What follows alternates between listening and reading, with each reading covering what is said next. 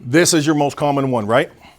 Okay, you had to pull teeth to get them into the door, and they stop you at the credit app, right? What do you need that for? I'm not running credit today. I just want to get an idea what the numbers are, right? Has this happened? Am I the only one? Okay, first things first. You want to go through the process and get as much as that credit app filled out because you're going to come back to it, okay?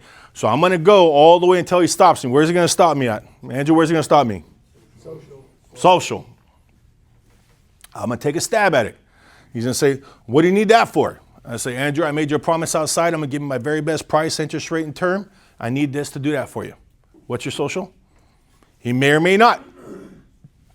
Let's say he puts a hard no on it, stamps it. No, I'm not giving that up. I'm not buying anything today. I just want to see what the numbers look like, right?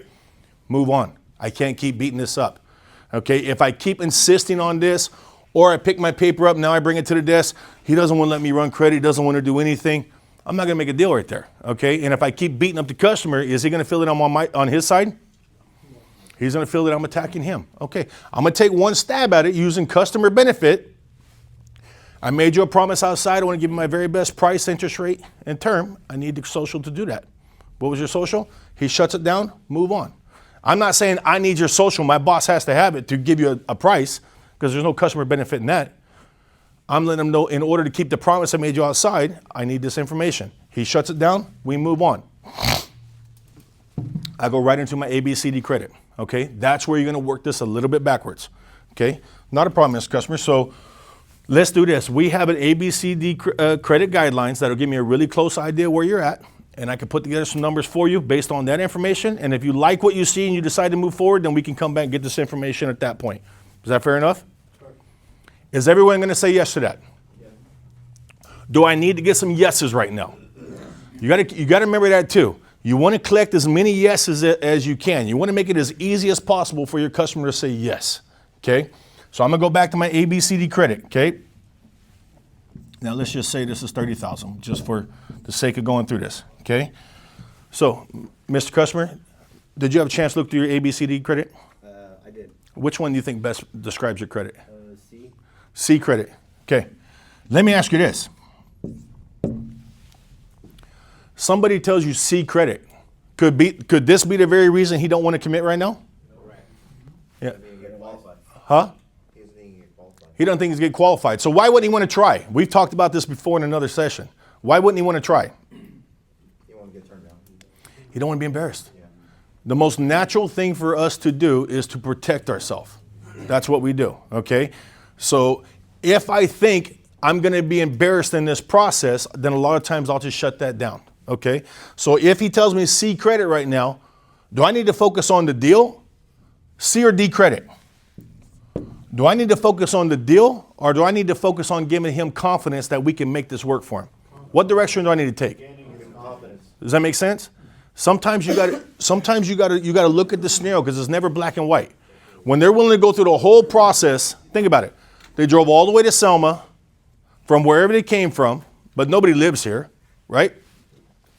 They let you spend an hour with them. You went through the whole test drive. You got all the way to this point, and now they don't want to do anything. Something's there that we just have to dig it out. Something's wrong, and we got to find out what it is, okay? So if they hit me with C, D credit, first thing I'm going to do right there is start letting him know, oh, fantastic, we got you right here. Most people actually come here because of the second and third chance programs that we have. We get everybody qualified at a good program regardless of credit, okay? So normally with C credit, they would like to see about 30% down, okay? In this case would be about 9,000. Do I need to tell them right now what you have in mind or what can you put down? No. This is hypothetical scenario. So what I'll do right here is I'll say, when you're ready to move forward, okay? Because I need to keep the deal moving forward. He's not committed right now. I need to keep the deal moving forward. Okay, pal, when you are ready to make a decision, what do you have in mind as far as down payment? Like 1,000. Like 1,000? Yeah. Okay. Now, this 1,000, is this good when you're ready to move forward, or is that good now? When I'm ready to move. When you're ready to move forward? Okay. So let me ask you this. If you were to do something now, hypothetically, how much of that 1,000 would be available now? Just 500. 500? What number do I want, guys? I want the real number. Okay, I'm gonna make it easy for him to continue to get that real number. If he see credit and he's only got $500, is he embarrassed to tell me that? I got to make this easy and use hypotheticals. Okay, hypothetically, when you are ready, what do you have in mind for down payment? 1,000. Now, I already know because of the way I asked the question, that 1,000 is not real. And in most cases, right here, you'll get a fucking stupid number. You'll get like, I'm gonna put $5,000 down. He makes $2,300 a month. But if I give him 3 weeks, he's gonna come up with $5,000 down, right? So you already know this number's not real. So I'm not gonna sit there and work off that number, okay? So I'm gonna make it easy for him to give me the real number, okay? Now, pal, is the $5,000, is that available when you're ready to move forward, or would that be available now? When I'm ready to move. When you're ready to move forward? Okay, perfect. So let me ask you this. If you were to do something now, what would be available today? 500. 500, okay. So 500 today and 5,000 when you're ready to move forward, right? Correct. Okay, so let me ask you this. So what would normally happen right here is with, say, 500 down. Let's use your 5,000 down. Typically with 5,000 down, that's gonna put me a payment range somewhere in the neighborhood between 650 and 750. Of course, depending on rate, terms, things like that. Is that kind of the payment you had in mind when you're ready? No, not really. No? What were you thinking? I was thinking more like 450, 500. You're trying to be around a 450, 500? Yeah. Okay, so in a perfect world, we're trying to stay around like 450, 500. Okay, typically that may take a little bit more. That might take the 30%. Is that a possibility when you're ready to move forward? No. Why is he letting me play along right now? Because these are all hypotheticals when you're ready to move forward, okay? I'm going somewhere with something, okay? I've got to create a win-win situation. I've got to create fear of loss to get him to move forward now, okay? Okay, so $5,000 is the most you were willing to put down when you're ready to move forward. If that required a little bit more in payment, what would be the absolute max? 500 up to what? 550, okay. So with $5,000 down, you'd be comfortable with the 550? The 500 down. I'm sorry, $5,000 when you're ready. Oh, yeah. $5,000 when you're ready. And you'd be comfortable with the 550? Yeah. Okay, what's real right here, guys? 550 and 500 down. 550 and 500. 550 and 500 down. That's what's real. That's what's real. Okay, but I have to use this hypothetical because I want to keep him moving forward. Okay, he don't want to tell me 500 is all he's got because he's got bad credit. He don't want to get embarrassed. So I got to work my way through this a little bit. Okay, now I will create a lot of doubt right here, and I'll use terms like some of you guys have probably heard me say this. You know, hey, we're probably not in any threat of buying a car, but you're here, I'm here. I want to go to work for you. Okay, so I'll use something like that. I'll say, pal, let me ask something. We're probably not in any threat of buying a car right now. Okay. But you're here, I'm here, I want to go to work for you. If there was a way to keep you at that 550 and only use that $500 down, is there anything that would stop you from moving forward now? No, not really. If you can do that. It's a long shot. It's a long shot. But you already said with some time you can save up to $5,000. So for worst case scenario, if it don't work, we can make it work later, right? Correct.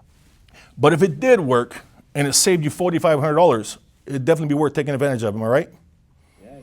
Okay, here's what I'm gonna tell my boss, and I go right back into my commitment, guys.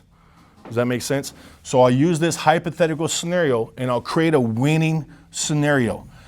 It doesn't matter if they have good credit. It doesn't matter. In their mind, they have some reason why they want to hold off. And in most cases, it's a down payment. And they'll throw you a down payment, $3,000 down, right? And $500 a month. And then we go to try to get the commitment, then it's, no, we're going to just hold off. We're going to, we're not looking to do anything today. We just want to hold off a little bit. And what happens is because they toss that out there, I can't get them to peel it back. They don't want to give it back because they don't want to confess to me that I told you a number that's not real. They're embarrassed to tell you I don't have $3,000.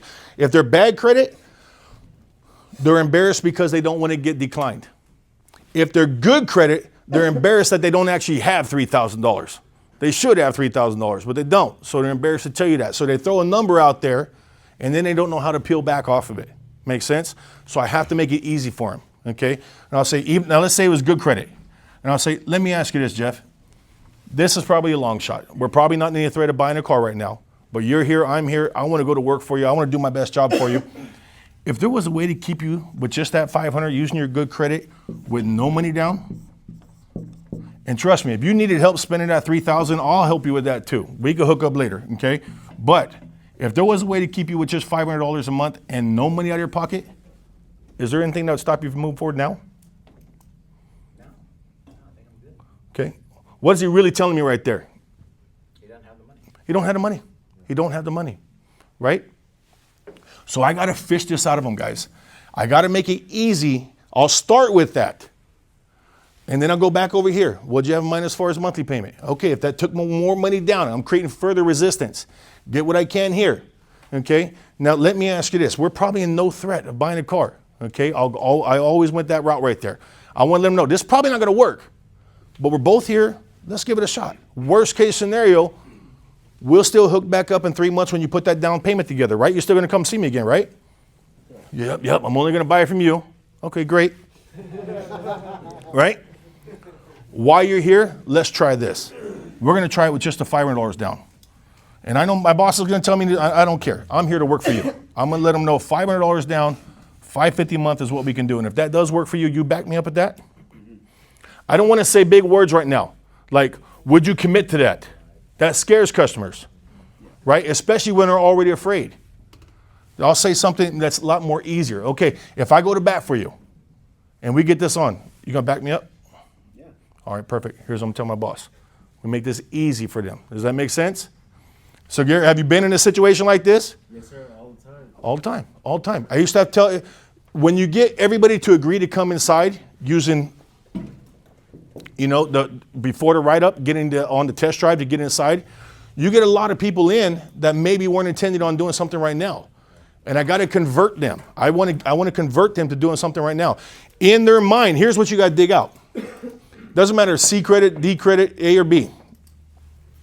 In their mind, they have some reason why they think they need to hold off, right?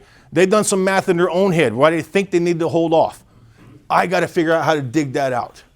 When I could dig that out and make it easy for them to give me that information, then I can get them to say yes. If I can't dig that out and they threw me out $3,000 and they don't have it right now, and they leave and they don't come off that $3,000 because they're embarrassed to tell me that, and I don't get out of them, and they leave here, do they lose the ether to buy a car? Are they just not going to buy a car anywhere? No, they're not going to lose the ether. They're going to call the next dealer and tell them exactly what it takes to sell a car. And if that dealer puts it together, they're going to make it so easy for them. They say, hey, I just test drove the Toyota Selma. Those guys didn't want to work with me. That's what they say, right? If you can get me $500 down, $550 a month, I'll buy the car. You want to test drive it? I don't need to test drive it. Easiest car deal they ever made, right or not? Because they don't know how to save face to tell us that there was something that they told us along the way that's not real. So you go through all that, right? Mm-hmm. And then you did everything through there, and then the first pencil that comes out is $5,000 down. You think the customer's gonna leave, or? No, because what you're trying to do right now is just get them to commit to owning the vehicle. Once they commit to owning the vehicle, something changes psychologically. Once they take ownership of that car, is now once you deliver this to your desk and you're waiting for your closer to come back, what conversation should you be having with your customer? Should you be talking about these numbers right now? Should you be telling them, hey, they're probably going to need more money down. If you had to come up with some money down, now whose side are you on? Right? So you got to be talking about ownership. You need to be putting emotional thoughts in their head. Hey, I'm sure they're going to make this work for you. I've seen my boss do some amazing things. If this does work out, what trip you got in mind? Who are you picking up? You taking the kids? I want to talk about things like that. Okay? You ever go to the coast? You ever go to Pismo? They call that Fresno Beach. I'm going to be talking about things that create emotion. Does that make sense? Because that's what keeps them in the seat. Your closers know how to keep them in the seat. They're going to get whatever they're going to get out of them. And it's going to, at that point, wherever it lands is going to land. But how many times have we had this scenario and we can't figure out how to get them to commit? The boss, they won't commit to nothing. They want to be $3,000 down, $500 a month, but even at that, they said they won't do it right now. I asked them, they said $3,000 is good, $500 is good, but they still got to think about it. Right or not? It's about finding out what, somewhere along the line, either fear of not getting approved, CD credit, that's fear of not getting approved, I don't want to be embarrassed, Or AB credit, I told you a down payment or a payment that I really can't do, and I'm embarrassed to tell you I really can't do that because I should be able to do that. I'm a teacher for 10 years. I make $7,500 a month. I don't got $3,000 in the bank. That's embarrassing for me to tell you that. But now if you make it easy for me and I say, hey, let's try this, William. Save your $3,000. Save that fake $3,000, okay? Save your $3,000, keep it in the bank. You never know when an emergency is going to come up, right? But with your good credit, we got options. If we figured out a way to keep you at 500 and we did it with no money out of your pocket, you keep that $3,000 in the bank in case you need it for something. Is there anything that'll stop you from moving forward? No. Am I making them tell me don't have $3,000? No, I'm giving them an easy way out. Does that make sense? Keep your $3,000. Keep that imaginary money. I get it, right? But either way, I just have to identify AB credit, something's wrong. CD credit, they're probably afraid and they don't want to embarrass themselves. Maybe they went somewhere else and got declined and they don't want to go through that embarrassment a second time. Does that make sense? But I got to start with hypothetical scenarios so I can work my way through it. If I say, what do you have in mind as far as down payment? Well, I don't want to put anything down right now. I'm not buying anything right now. When you're ready, what do you have in mind? And now I can move it forward. Okay? And when you're ready, what type of payment were you thinking? Here. Okay. To get to that payment, it might take this. Do you think that'd be available when you're ready? Maybe, maybe not. Right? But I'm always using hypotheticals until I get to the real numbers, and then I'll find out which one of those I need to back out to get them to move forward now. Make sense? How much time we got?